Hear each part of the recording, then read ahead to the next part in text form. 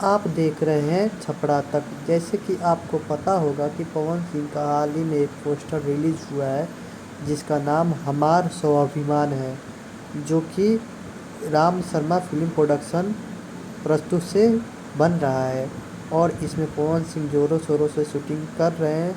और पवन सिंह बहुत ही हेवी अभी फिल्म उनका हाल ही में धर्मा रिलीज हुआ है, जो कि हॉल में लगा हुआ है और ज़ोरदार कमाई कर रहा है। जैसे कि हमार स्वाभिमान भी बहुत अच्छा फिल्म है और ये बॉक्स ऑफिस में बहुत ही ज़्यादा पैसा कमाएगा, आपको जैसे कि पता होगा।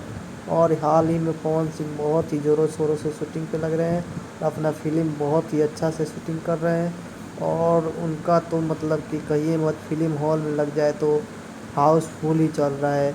ऐसे ही पवन सिंह का सपोर्ट करते रहिए और प्यार दुलार करते रहिए।